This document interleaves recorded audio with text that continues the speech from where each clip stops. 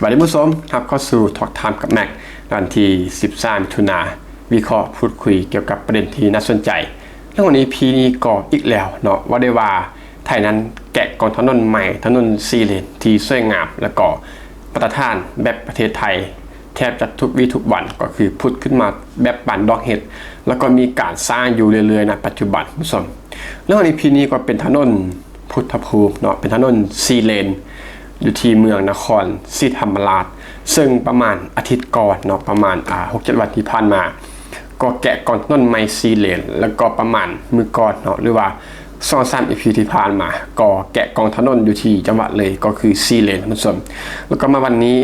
ณวันนี้เนาะวันที่13มิถุนายนก็มีการเปิดให้ใช้อย่างเป็นทางการสดๆร้อนๆก็คือถนนเส้นนี้มาเบิ่งเทิงความสวยงามก่อนที่เราจะไปพูดคุยกับเรื่องของฝีมือวิศวกรรมการก่อสร้างของวิศวกรไทยแล้วก็ผลกระทบเชิงบวกต่างๆผลพลอยได้ของถนนเส้นนี้ท่านผู้ชมนี่แหละเราเบิ่งก็คือแม็กเลื่อนมาเห็นการเปิดถนนเนาะแม็กก่อสะดุดตาเลยว่าคือเป็นถนนที่สวยงามหลายแม็กจึงได้นำไป5ข้อมูลเรียบเรียงวิเคราะห์แล้วก็นำมาพูดคุยกับท่านผู้ชมใน EP นี้เราลองเบิ่งเนาะเป็นถนนที่เป็นถนนธรรมดาที่ว่ามาฮอดจุดที่มันตัดผ่านกับถนนเส้นน้อยเนาะก็ยกระดับขึ้นท่านผู้ชมนั่นแหละบ่ได้เป็นทางยกระดับนี่เป็นถนนท่านผู้ชมแต่ว่าภาพนี้ก็คือมาถึงบอนที่มันเป็นทางเนาะเป็นทางเดิมของหมู่บ้านนั่นแหละก็ยกระดับขึ้นให้มันเนื่อกับถนนเส้นเดิมท่านผู้ชมแล้วก็สิ่งที่แม็กมักแล้วก็วอลทุก EP ที่ว่าเกี่ยวกับถนนของไทยแล้วก็ทุกถนนของไทยที่แม็กว่าถึงก็คือความปลอดภัยเขาลองเบิ่งเนาะก็คือทางซ่องฟ้าทางค่าไปแล้วก็ค่ากลับนะจะไม่ได้อยู่รวมกันเนาะก็คือแบ่งกันชัดเจนค่าไปซ่องเลนแล้วก็ค่ากลับซ่องเลนเขาเบิ่งนี่เนาะก็คือยกดับขึ้นยกให้มันข้ามกับทางปกติหรือว่าทางเดิมที่มีอยู่ก็แยกฟังกันเลยท่านผู้ชมแล้วก็บนทางเรียบเนาะทางเรียบที่ตั้งอยู่บนพื้นแผ่นดินปกติก็แยกกันโดยมีเกาะกันกลางท่านผู้ชมเรียกก็คือให้มันลดเกิดการอุบัติเหตุที่รุนแรงเนาะถ้าหากว่าค่าไปกับค่ากลับมันอยู่ในเลนเดียวกันเนาะคือมันวิ่งเรือมันขับรถส่วนกันนะเมื่อมันเกิดอุบัติเหตุมันก็จะปะทะกันซึ่งหน้าบอกมันจะให้เกิดความเสียหายที่รุนแรงแต่วันนี้ก็คือเป็นถนนที่ปลอดภัยแล้วก็ไฟส่องสว่างนี้ติดกันแบบที่ให้ความสว่างทางกลางวันแล้วก็กลางคืนเนาะสุดๆท่านผู้ชมเรื่องของวิศวกรรมความปลอดภัยความสวยงามส่วนเรื่องของความเรียบของผิวทางนี้บ่ต้องวอเทิงเนาะมาตรฐานไทยนี่สุดยอดอยู่แล้วแล้วก็นี่ก็เป็นถนนใหม่ฉะนั้นเฮาบ่ต้องวอเทิงสำหรับเรื่องของความสวยงามความเรียบนี้สุดๆซึ่งบางส่วนก็ส่วนใหญ่ก็เป็น4เลนเนาะนี่เป็นถนน4เลนทั้งหมดส่วน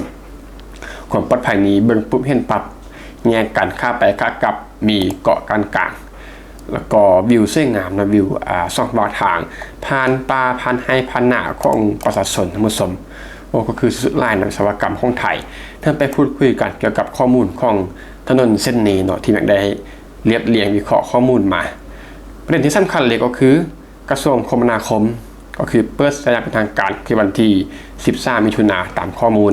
โครงการส่วนต่อขยายถนนพุทธภูมิขยายถนนจากช่องจราจรเป็น4ช่องจราจรก็คือมีการเร่งขยายอยู่เรื่อยๆเนาะบนได้ที่เป็น2ก็ขยายเป็น4ช่องดังที่แม็กได้อัพคลิป2 EP ล่าสุดก็คือ7 วันที่ผ่านมาแล้วก็3 วันที่ผ่านมาก็คือการขยายจากช่องเป็น4เลนนั่นแหละก็คือเฮาเบิ่งให้อนาคตไทยเลยว่าถนนไทยแทบจะทุกตารางนิ้วจะเป็น4เลนขั้นต่ำ4เลนแล้วก็มี6เลน8เลนในตัวเมืองทั้งหมดสุดยอดหลายถนนใน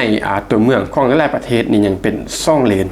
แล้วก็อยู่ในเลนเดียวกันหรือว่าขับส่วนกันเลยแต่ว่าไทยนี่ก็คือ4เลนค่าไป2ค่ากลับ2แบ่งกันชัดเจนสุดยอดทั้งหมดอันนี้ต้องยกนิ้วให้จริงๆเนาะแล้วก็เชื่อมทางเลี่ยงเมืองนครศรีธรรมราชทางหลวง4103เข้าสู่ตัวเมืองโดยตรงทั้งหมดวงเงินก่อสร้างของโครงการนี้ก็คือ528 ล้านบาทหรือว่า528 ล้านบาทระยะทางส่วนต่อขยายอยู่ที่4 กิโลเมตรเมื่อรวมกับถนนพุทธภูมิที่เป็นเส้นเดิมจะมีระยะต่อเนื่องประมาณ8 กิโลเมตรสำหรับถนนเส้นนี้ท่านผู้ชมเป็นที่หนึ่งก็คือจะบอกถึงเรื่องของการเปลี่ยนโซมโครงข่ายคมนาคมของนครศรีธรรมราชถนนพุทธภูมินี้บ่ได้เป็นเพียงแต่การขยายถนนหรือว่าขยายของสร้างท่านทั่วไป แต่มันเป็นการเติมจุดเสื่อมต่อที่ว่าค้านให้ไปเนาะโครงข่ายของคมนาคมเมืองนครศรีธรรมราชเลยท่านผู้ชมเดิมทีนั้นผู้ใช้ทางเนาะจากฝั่งตะวันตกแล้วก็ทางเลี่ยงเมืองนะต้องผ่านเส้นทางเข้าสู่ตัวเมืองที่ว่าแน่นอนเนาะเข้าสู่ตัวเมืองมันก็ต้องมีการจราจรที่มันหนาแน่นมันบ่โดยเฉพาะบริเวณของตลาดหัวอิฐและก็ถนนหลักเดิมที่มีอยู่แล้วท่านผู้ชมเมื่อถนนเส้นนี้มีการเปิดสายเนาะจะทำให้รถนั้นสามารถเข้าสู่เขตเมืองซันเอาห้องว่าเขตเมืองซันในโดยตรงท่านผู้ชมก็คือบ่ต้องไปมุดเข้าไปในตัวเมืองเนาะก็คือผ่านหรือว่าเลี้ยวออกไปเลยท่านผู้ชมลดการอ้อมแล้วก็กระจายปริมาณออกจากจุดขอขวดที่สำคัญจุดขอขวดก็คือจุดที่มันมีการแออัดหรือว่ามีการติดเนาะว่าจะเป็นทางน้ำทางทะเลหรือว่าทางบกจุดขอขวดก็คือเป็นจุดที่สอดจราจรแคบๆแม่นบ่การเดินทางมามันติดอยู่บนนี้ฉะนั้นแหละก็คือการแก้ปัญหาจุดขอขวดท่านผู้ชมซ่อนเลยก็คือลดปัญหารถติดในเมืองข้อนี้ก็แน่นอนเนาะเบสิกพื้นฐานและประโยชน์หลักที่สุดก็คือประชาชนในเขตเมืองนครศรีธรรมราชผู้เดินทางจากทางเลี่ยงเมืองท่านผู้ชมลดขนส่งสินค้าแล้วก็ลดคนนักท่องเที่ยวที่ว่าเดินทางผ่านไปผ่านมาหรือว่าเดินทางมาเที่ยวนครศรีธรรมราชท่านผู้ชมผลที่คาดว่าจะเกิดขึ้นเลยก็คือลดความหนาแน่นของถนนหลวง 4016 เนาะลดเวลาในการเดินทางเข้าสู่ตัวเมือง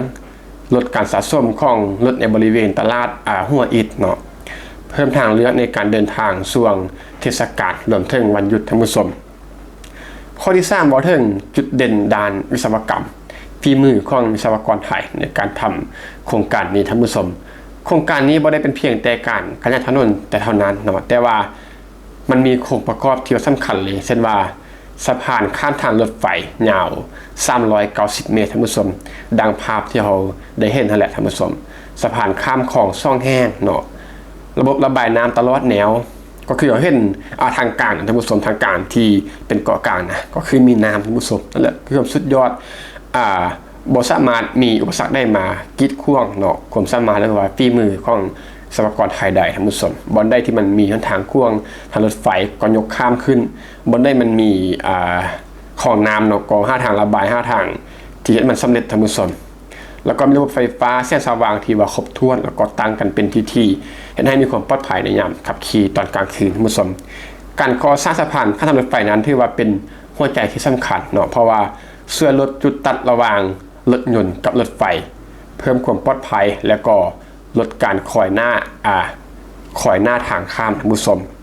ก็คือบ่ต้องท่ารถไฟมาหรือว่าถ้ารถไฟข้ามไปหรือว่าต้องพะวงว่าจะมีรถไฟส่วนมาหรือบอกก็คือขี่ข้ามกันไปเลยท่านผู้ชมและก็คือความสุดยอดของความปลอดภัยที่คำนึงถึงแล้วก็ข้อที่4ก็คือหนุนเศรษฐกิจและการขยายตัวเมืองท่านผู้ชมในเชิงของผังเมืองเนาะถนนสายใหม่นี้จะช่วยเปิดพื้นที่พัฒนาใหม่ทางฝั่งตะวันตกของนครศรีธรรมราชผลที่อาจจะเกิดขึ้นในระยะยาวก็คือราคาที่ดินปรับตัวสูงขึ้นเรื่องของสร้างริมทรัพย์แม่นบ่เกิดโครงการที่อยู่อาศัยใหม่เกิดพื้นที่พาณิชย์ตามแนวของถนนรับรองการเติบโตของเมืองในอนาคตถนนสายนี้จึงเป็นลายกว่าถนนเนาะแต่ว่าเป็นโครงสร้างพื้นฐานที่ช่วยกำหนดทิศทางของการขยายตัวเมืองของนครศรีธรรมราชเลยท่านผู้ชมข้อที่5ก็คือผลบวกต่อการท่องเที่ยวแน่นอนเนาะเรื่องของถนนหนทางนี้มันมีผลต่อกับการท่องเที่ยวอยู่เสมอทุกเส้นทุกโครงการเนื่องในผู้ที่ว่าได้รับผลประโยชน์โดยตรงเนี่ยก็คือห้องวัดท่านผู้ชมวัดพระมหาธาตุวรมหาวิหารมันบอกถ้าว่าอ่านผิดก็ต้องขออภัยเนาะเด็กคอมเมนต์เข้ามาเพื่อบอมแม็กไดซึ่งเป็นศูนย์การท่องเที่ยวและก่อศรัทธาที่สำคัญของภาคใต้เนาะก็คือวัดดังกล่าวนี่นะเมื่อการเดินทางมันสะดวกขึ้นก็จะช่วยให้นักท่องเที่ยวนั้นเข้าถึงวัดพระธาตุได้รวดเร็วขึ้นแม่นบ่รับรองนักท่องเที่ยวช่วงเทศกาลที่สำคัญเพิ่มศักยภาพการท่องเที่ยวของเมืองเก่าสนับสนุนการผลักดันนครศรีธรรมราชสู่เมืองมรดกโลกก็คือนี่ก็เป็นอีกหนึ่งเป้าหมายเนาะผลักดันให้เป็นเมืองมรดกโลกท่านผู้ชมก็คือน่าสนใจสุดท้ายข้อที่6เลยก็คือความคุ้มค่าของงบที่ลงทุนไปก็คืองบ500กับ28ล้านบาทท่านผู้ชมถ้าหากพิจารณาจากองค์ประกอบของโครงการเนาะจะได้ถนน4 ซอยจราจรสะพานข้ามทางรถไฟขนาดใหญ่สะพานข้ามคลองระบบระบายน้ำแล้วก็ระบบไฟฟ้าแสงสว่างที่ 2ของปลอดภัยในยามกลางคืนถือว่าเป็นการลงทุนที่เน้นการแก้ปัญหาขอควดของมือโดยตรงท่านผู้ชมผลตอบแทนที่จะเกิดในรูปแบบเวลาในการเดินทางลดลงต้นทุนในการขนส่งต่ำลงการเติบโตของเศรษฐกิจเมืองและก็รายได้จากการท่องเที่ยวที่เพิ่มขึ้นท่านผู้ชมก็ประมาณสำหรับถนนหรือว่าโครงการสายนี้เนาะก็เป็นถนนพุทธภูมิ4เลนที่ขยายจาก2เลนเป็น4เลนอยู่ที่นครศรีธรรมราชท่านผู้ชมที่ว่ามีความคิดได้ต่อกับถนนนี้หรือว่าท่านได้ที่ว่าอยู่ในเขตใกล้เคียงหรือว่าอยู่ในพื้นที่นี้ก็ลองคอมเมนต์เข้ามาเนาะเพื่อมาให้ข้อมูลกับแม็กแลกเปลี่ยนแล้วก็พูดคุยกันว่ามันเป็นจังได้มีรถพาหลายบ่อในแต่ละวันแล้วก็ความสวยงามของถนนเส้นนี้ก็เต็มที่ก็คอมเมนต์แล้วอีพีนี้ก็ต้องขอบคุณทุกท่านที่มาลองฟังพบกันใหม่ในอีพีต่อไปขอบใจ